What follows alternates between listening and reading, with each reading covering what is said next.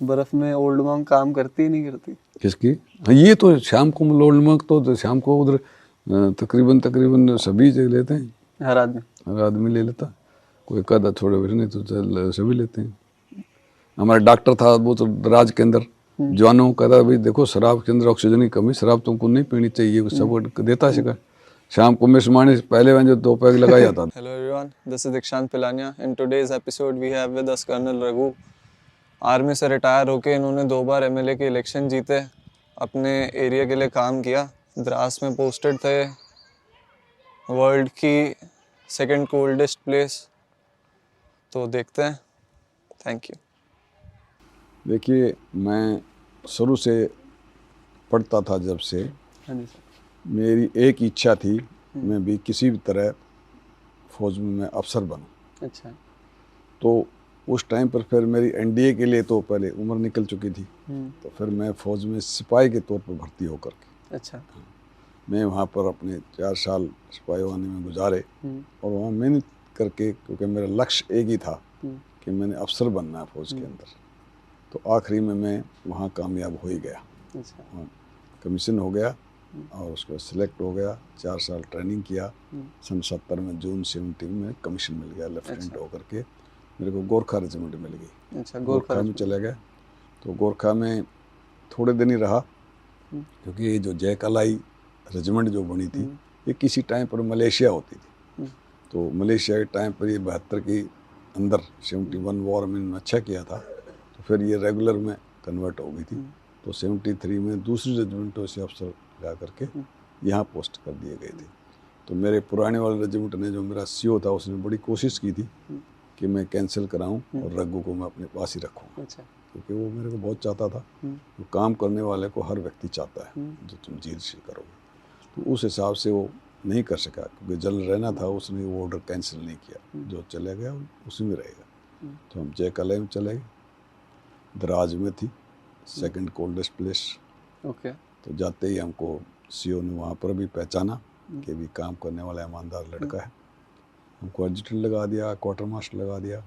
तो हम वहाँ जयकलाई के अंदर अपना मेहनत से लगन से काम किया और उसके बाद में हम ब्रिगेड में G3 चले गए।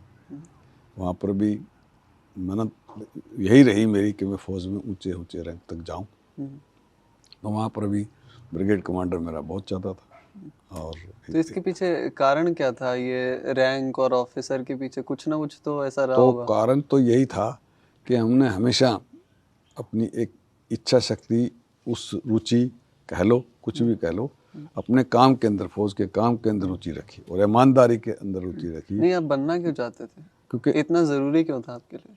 नहीं, जरूरी ये था कि मैंने शुरू से ही इच्छा कर रखी थी मैं फौज में जाऊंगा। सपना ही वो था। हाँ, सपना था। और फिर इसके तक भी फौज के अंदर रहते हुए ज़्यादा से ज़्यादा रैंक को हासिल किया जाए। तो हमने मेहनत की, ब्रिगेड में G3 रहे, वहाँ पर भी मेहनत लगन से। जहाँ भी मैं रहा हूँ, मेरे से ऊपर वाले अफसर मेरे को बहुत चाहते थे, क्योंकि वो काम को प्यारा करते थे।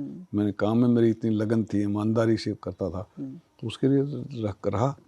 फिर मैं फौज में रहते हुए ही, क्योंकि मेरा छुट्टी में आता था, आना जाना था, पॉलिटिशियन से, पुराने पॉलिटिशियन से मिलता था, जुलता था। तो वो भी एक इच्छा बढ़ी कि भी तना मैं रिटायरमेंट होने के बाद राजनीति के अंदर जाऊँगा। तो जो आर्मी वाली जो लीडरशिप क्वालिटी थी वो बाहर आके पॉलिटिक्स में काम आई? वो पॉलिटिक्स में काम आई, लेकिन इतनी नहीं आई जितनी, मतलब वो बिल्कुल डिफरेंट है। आर्मी की जो लीडरशिप और यहाँ की लीडरशिप में दिन रात का फ़र्क है। कुछ अब उसमें बहुत फ़र्क है, बिकॉज वो आपको ऐसे ट्रुप से साथ लीडरशिप कमांड करनी पड़ती है जहाँ आपने अपना जीवन दिया है, और जो आपके नीचे हैं वो भी रक्षा के लिए अपना जीवन बलिदान करने के लिए तत्पर रहते हैं। वो बिल्कुल लीडरशिप डिफरेंट थी और इससे डिफरेंट थी। लेकिन उसको ये था कि मैं जब छुट्टी में आता था तो मैं पॉलिटिशियन के पास बैठता था, तो वो से एक्सपायर हो गया कि वहाँ यहाँ पर देखा मैंने कि सिविल के अंदर फौजी को तो कम रिगार्ड मिलते हैं, अफसर वगैरह जो IAS वगैरह होते हैं, यहाँ सिर्फ पॉलिटिशियन की ही मानते हैं, पॉलिटिशियन ही करते हैं। तो वो भी एक इच्छा मन में जगी कि मैं रिटायरमेंट के बाद जाऊं। और वही एक कारण था कि मैं छुट्टी के अंदर 2 महीने आता था, उसमें मैं लोगों से संपर्क रखता था, उसको पॉलिटिशियन से संपर्क रखता था। और मेरे को लोगों को मदद करने की एक शुरू से इच्छा थी, चाहे वो फौज में भर्ती कराने की हो, चाहे और कोई काम की हो, किसी को भी।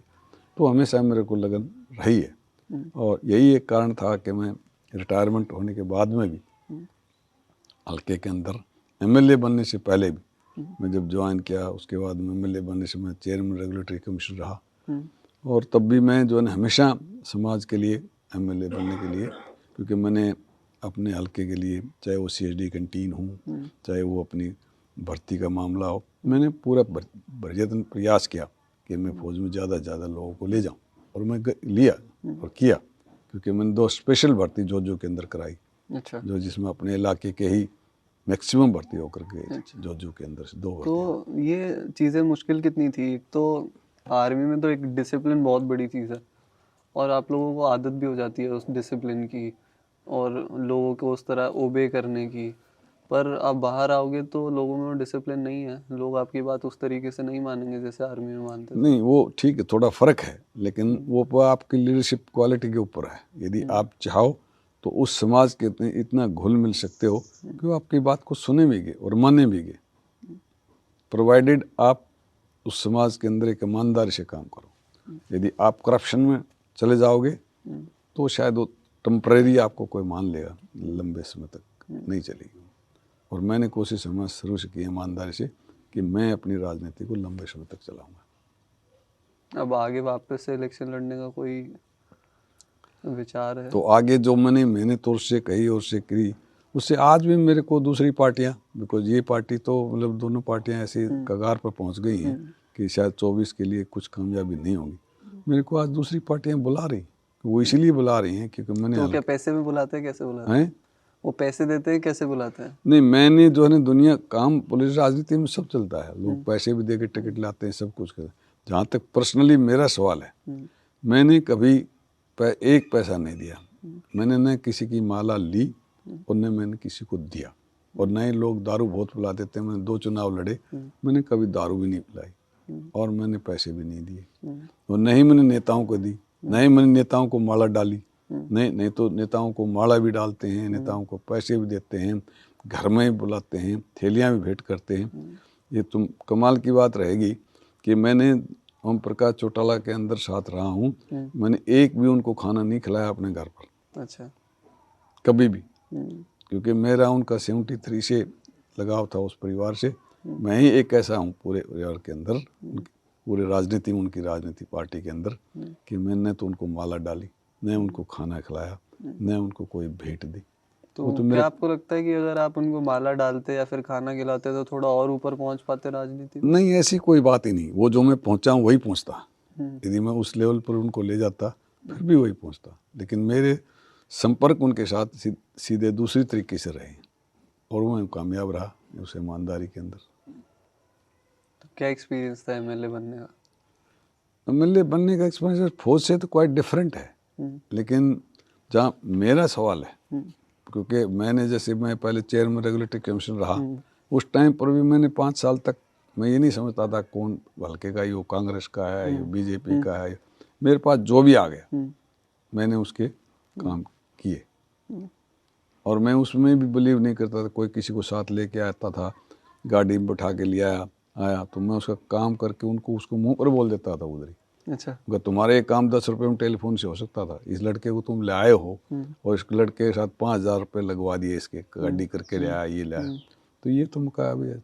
ऐसे उदाहरण हुए मेरे साथ। लोग अभी उसको गिनते हैं, सुनते हैं, कहते हैं कि मैं कर्नल साहब इस हिसाब से चलता था। तो आज वही एक तरीका है कि तो आज आपकी ईमानदारी और सच्चाई आपकी पहचान बन गई। पहचान बन गई। उसी पहचान से आज हल्के में मेरे को पहचान है। उसी पहचान से दूसरी पार्टियों के नेता भी कहते हैं कर्नल साहब हमारे पास आ जाओ। नहीं तो राजनीति नेता तो बहुत है, बहुत वो है, उनको क्यों नहीं बुलाते हो? वो जबरदस्ती जाते हैं, फिर भी उनका वो नहीं होता। तो ये मेरा एक सोच रही है, और उसी सोच की वजह से जहाँ पर्सनली व्यक्तिगत से मैं सोचता हूँ मैं कामयाब रहा हूँ। तो हम थे कि आप सेकंड कोल्डेस्ट प्लेस पे आपका ट्रांसफ़र हो गया, वहाँ से आगे बताओ। मैं सेकंड कोल्डेस्ट प्लेस में 73 में द्रास में चला गया था। द्रास सेकंड कोल्डेस्ट प्लेस है, वहाँ 2.5 साल तक रहे, और उसके बाद पलटन नीचे आ गई, उसको जम्मू में आ गए, जम्मू से पंचकुला में आ गई, ऐसे चलते धीरे-धीरे नीचे आते धीरे बैरकपुर में चले गए, मुझे स्टाफ में बैरकपुर से फिर वापस चले गए, फिर से सेंटर में चले गए, रेजिमेंटल सेंटर में, रेजिमेंटल से फिर वापस यूनिट में चले गए, फिर ब्रिगेड में। तो ये तो फौज का एक चेन है, उस चेन में फौजी को जाना ही जाना होता है उसके टाइम। दराज की कोई ऐसे कहानियां बताओ ना जो आपको याद आती हैं। दराज की तो बहुत कहानियां हैं, बल्कि आज भी दराज के अंदर जो 71 वॉर में मेरा सीओ था जग्गी और मैं उसका आईओ था। वो जब लड़ाई के दौरान हमने शाम को पलटन ने अटैक करना था, हाथी माता पोस्ट सबसे ऊंची 13,700 समथिंग, उसके ऊपर अटैक करना था। तो सीओ ने कहा रघु चलते हैं थोड़ा आगे, चल देखते हैं दुश्मन को कितना नज़दीक है। तो मैं था, सीओ था, 3-4 हमारे स्क्वाड से हम नीचे चले गए। आज भी सीओ अभी कभी पूछता रघु वो याद है मुझे, सर उसको भूल सकता है उस सीन को। हम थोड़ा उधर आगे बॉर्डर के पास पहुंचे, इतने एनिमी ने सीधा हाउडर से फायर शुरू कर दिया हमारे पर, गोला पर गोला, गोला पर गोला। 1 घंटे तक हम वहाँ से निकलने नहीं दी, बैक नहीं करने दिया। 500 गज वापस आना था, सिर्फ 500 गज 1 घंटे तक पीछे नहीं आने ने, बस बॉर्डर के पीछे। जब तक उन्होंने फायर बंद किया तब रट्टी हुई। तो आज भी मेरा वो सीओ ब्रिगेडियर रिटायर पूछता है रघु वो याद है मुझको, उस दिन को भूल नहीं सकते सर, आप भी नहीं बोले होंगे, हम भी नहीं बोले। तो ऐसे सीन रहे हैं काफ़ी। उधर बर्फ में रहना कितना मुश्किल है, सर्वाइवल कितना टफ है? बस टफ है, लेकिन वहाँ इक्विपमेंट आपको मिलता है ना, उस इक्विपमेंट से इंसान आर्मी प्रोवाइड करती है, उस इक्विपमेंट से रह जाता नहीं, पर एवरीडे लाइफ भी तो मुश्किल हो जाती है। वो है मुश्किल, लेकिन जिसको एवरीडे वहाँ पे रोज नहाते थे आप? तो उसको है हम, उसको तो अंदर कमरे के अंदर ही नहाओ, उसको कमरे के अंदर तो अंगीठी लगी, टेम्परेचर लगा, टेम्परेचर हर होता, चाहे बाहर चाहे कितना ही हो, अंदर तो टेम्परेचर होगा। और रोज नहाते थे उधर। लेकिन वो एक जवान के लिए रोज नहाना वहाँ थोड़ा मुश्किल था। अच्छा। क्योंकि वो तो दिन में कभी धूप निकलती थी, जब वो बैरल वैरल लगाते थे, उस बैरल में पानी पूनी गर्म करके उनको देते थे। अच्छा। पोस्टों पर जैसे बर्फ़ है, पानी कहाँ से आता था, बर्फ़ को पिघाल करके पानी पीते थे जो। और एक हमारी पोस्ट थी वहाँ पर जो हर महीने हमने जवान को बदली करना पड़ता था। अच्छा। क्योंकि वो मारपुला पोस्ट थी, वहाँ पर जो ग्लेशियर के अंदर हवा चलती है, उस हवा के अंदर सीधी बर्फ़ जो है ना वो जवान के उस लूप होल मारती थी। अच्छा। हाँ, तो वो ऑक्सीजन की कमी थी, हर महीने जवान बदली करने पड़ते थे। आजकल तो लेह में थोड़ा वो दरख्त भी हो गई, हरियाली हो गई। उस टाइम पर तो हम जब पोस्टिंग था, मेरा पोस्टिंग था 72-73 में, कोई दरख्त ही नहीं थी बैरन लेह के अंदर। हाँ, तो हवाई जहाज भी जाते हैं, दरख्त भी लग गए। उस टाइम पे खाना कैसे पहुंचता था इसका? फौजियों का खाना तो उधर बनता था, लेकिन खाने मतलब रॉ मटेरियल कैसे आता था? रॉ हेलीकॉप्टर से आता था? नहीं, रॉ मटेरियल तो गाड़ियाँ चलती, कन्वॉय चलती थी, कन्वॉय के अंदर जाता था। और खाने के लिए 71 वार में एक छोटा ब्रिज था, हमारा ब्रिज टूट गया वो। अच्छा। तो खाना रात को आता था सुबह मुझे ले करके। तो रात खाना नहीं आया, हमारे पास शक्करपारे होते थे। तो जो मैंने खा लिया, तो मेरा सीओ बोला रघु कोई शक्करपारे पड़े? तो मैं तो बोला मैं जी 2-3 है। हमारा ओडली ने बोला, सर ने बोला जी मेरे पास, मैंने बोला ना बेटे तेरे नहीं लेने, हमने तेरे नहीं ले ली, खाना खाएंगे आएगा तभी खाएंगे। तो मैंने वो 4 शक्करपारे थे, 2 तो मैंने सीओ को दे दिया, 2 मैंने खा लिए, चाय तो उधर बनाए थे। तो ऐसे भी नाइट गुजरी उधर। लेकिन जब लड़ाई शुरू होती है उस टाइम पर पीछा याद नहीं रहता, भूल जाता है वो, सिर्फ अपनी ज़िंदगी और आगे के दुश्मन के बारे में सोचता है कि दुश्मन को कब लड़ाई के वक्त पे खुद के जीवन का महत्व पता चलता है या फिर सिर्फ दुश्मन दिखता है? नहीं, मैं तो पता चलता है उधर, तो सब आदमी दो दुश्मन दिखाई देता है उधर, इसको कैसे कब्जा करना है। उस टाइम डर वर कुछ नहीं होता, डर निकल जाता, जज्बा होता है बस। जज्बा होता है, डर नहीं निकल, डर तो आउट होता है।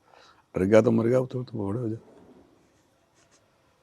डर गया तो मर गया, डर नहीं होता है। और कहानियां बताओ मेरे को। बाकी तो उसको डरता क्या, यूँ तो कहानियाँ मतलब ऐसे नहीं, कोई जैसे उसको हमारे पहलवान था, वो पीछे देखते बाद वो बैठ की गाड़ी में रियर में चला गया। अच्छा। हाँ, वो शिकायत लगी कहाँ अभी खजान पहलवान कहाँ है।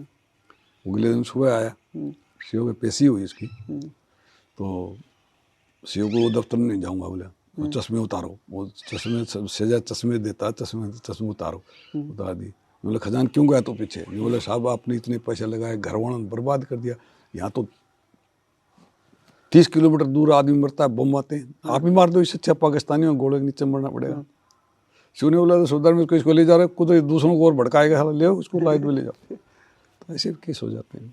तो वो कोई रेयर केस होता है, कोई मजाक के तौर पर कर देता है, और ये नहीं मतलब उधर कोई भौड़े होते हैं, फिर मजाक के तौर पर कर देता है जो से। फौज में मस्ती मजाक भी तो बहुत चलते रहते है ना, वो तो सब चीज़ होता है, नहीं तो दिन कैसे कटेंगे, रिक्रिएशन भी तो होता है। हैं। अब एमएलए से आगे जाना है या फिर इधर ही? नहीं तो राजनीति तो एमएलए के लिए ही है। अभी हल्के वाले एमएलए बनाएंगे कि चुनाव लड़ेंगे, जब बना देंगे और टर्न कर लेंगे, जिंदगी रही तो। अच्छा, अभी 78 के हो गए हैं वैसे तो, लेकिन सेहत थोड़ी ठीक ठाक है। 78 वाला तो आदमी चल भी फिर नहीं सकता, नहीं चलते। लेकिन भगवान की दवा से ठीक है, चल पड़ता है ठीक से। शक्कर पारे काम कर रहे हैं। हाँ, शक्कर पारे काम करते हैं उसको, फौज वाले, वो पहाड़ियों पे चढ़े वो काम देता। तो उधर बर्फ में ओल्ड मॉन्क काम करती ही नहीं करती? किसकी? हाँ, ये तो शाम को लोल्ड मंक तो शाम को उधर तकरीबन सभी जगह लेते हैं, हर आदमी? हर आदमी ले लेता, कोई एक आधा छोड़े वैसे, नहीं तो सभी लेते हैं। हमारा डॉक्टर था वो तो राज के अंदर जवानों को कहता भाई देखो शराब के अंदर ऑक्सीजन की कमी, शराब तुमको नहीं पीनी चाहिए, सब देता शिकार। शाम को मिसमानी से पहले मैंने जो 2 पैग लगा जाता था मिसों में, अफसर मिसों बाद में लगाता दो अपने कमरे में। एक दिन सीओ बोले यार तू एक ही पैग लेता है भंडारी? बोले हाँ जी एक। मैं बोले हर ये झूठ बोलता है, जो कमरे में 3-4 लगा के आता है, इधर एक और ले लेता है कि आपके साथ बैठ, तो चलता रहता है, ऑल इन द गेम। तो आप खुश हो जैसा जीवन बीता उससे? बिल्कुल, जो जीवन एक ही दफा मिलता है, जो मिला उसको एंजॉय इट।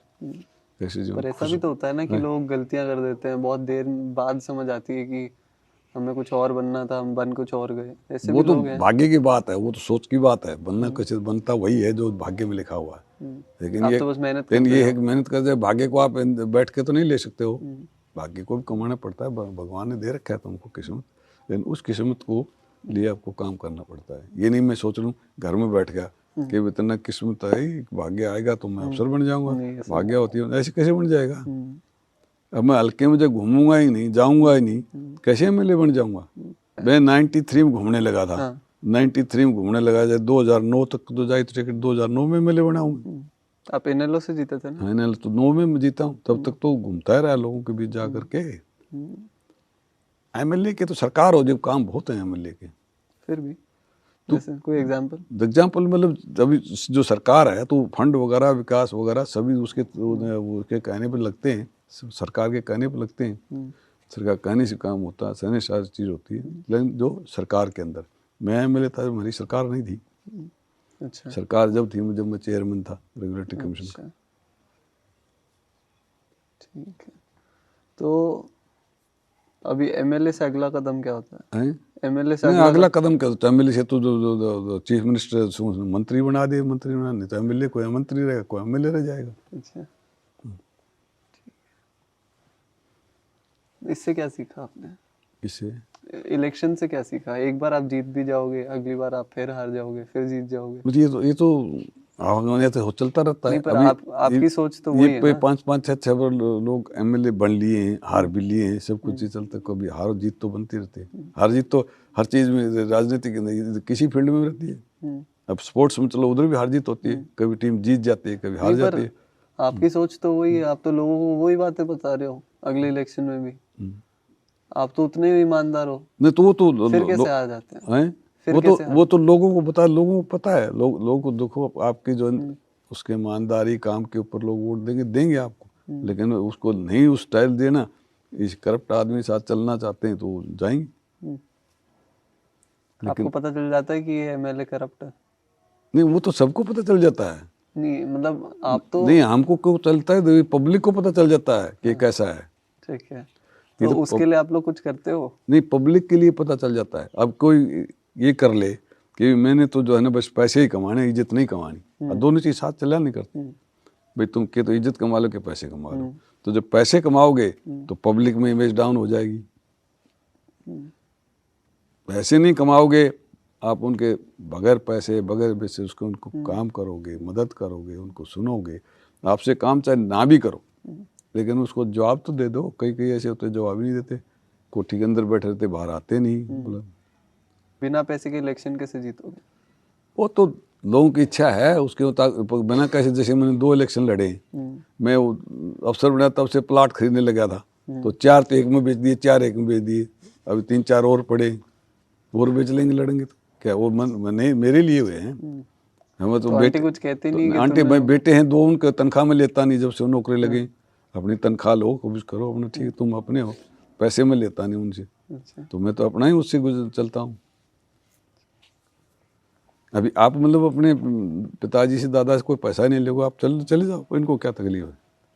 आप ये रियलाइज कर पाते हो कि आपने वो दिन भी देखे जब स्कूलिंग के लिए 5-5 10-10 किलोमीटर मिट्टी नहीं में नहीं, से भी हम जाना तो पड़ता रियलाइज था। कर लेते हैं, लेकिन हमारे बच्चे नहीं करेंगे, उनको नहीं पता। हमें तो वो भी पता है कि लोग जब फीस देते थे तो सुबह 10 रुपये नहीं होते थे गांव में किसी को देने के लिए, वो सुबह मांगते फिरते थे, अरे दिए भाई फलाना फुल दिए 10 रुपये, आज सोरान फीस कर ली, फीस देनी है। 10 रुपये भी नहीं होते थे घर में, ऐसा भी था उनके, सब अनाज पड़ा खाने के लिए, पैसे नहीं होते थे, वो समय भी था। आपने ये बात क्यों बोली कि बच्चे रियलाइज नहीं करते ये बात? हैं? क्योंकि अभी बच्चे रियलाइज नहीं, कि अभी उनको अभी तो सारी चीज़ मिलती है, उनके पॉकेट में 2-2 हज़ार रुपये के नोट रहते हैं, उनको क्या चिंता है। जब तो 10 रुपये घर वालों के पास 10 रुपये का नोट नहीं होता था, आज पर उस टाइम पे 10 रुपए की अहमियत भी तो होती है। अहमियत तो जब 10 हों उनके पास।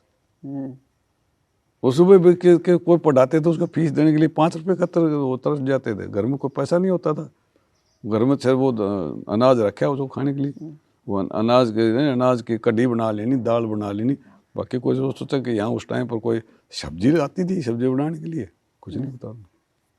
तो इस बार आप निर्दलीय उठ रहे हो या फिर किसी दूसरी पार्टी से? नहीं निर्दलीय कोई चुनाव नहीं लड़ूंगा, लड़ूंगा तो पार्टी से लड़ूंगा।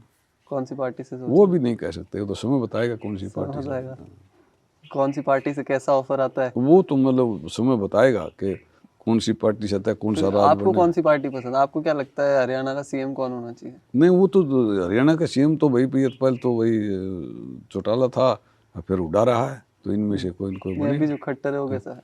हैं? खट्टर कैसा है? खट्टर तो ये नहीं पता था सीएम कौन आएगा नहीं आएगा, उसका नाम तक नहीं सुना था। देख ठीक है, अभी बीजेपी का रूल है, अब जो भी कुर्सी पे बैठ जाएगा वही उसको चला लेगा, उसको आइए चलाते हैं। और ये जो इनेलो वाले भाइयों की जो लड़ाई हुई और ये जेजेपी और ये दो ये पार्टी, तो उन्होंने अपनी पार्टी खत्म कर ली, दोनों ने पार्टी खत्म कर ली। इसका कोई फायदा नहीं होगा इन्हें? नहीं वो तो फायदा तो जो होना था अपने दूसरे ने कर रखा है अपना। पर अब अगले इलेक्शन में कोई फायदा नहीं होगा इससे? अगले इलेक्शन में इनको कुछ नहीं होना।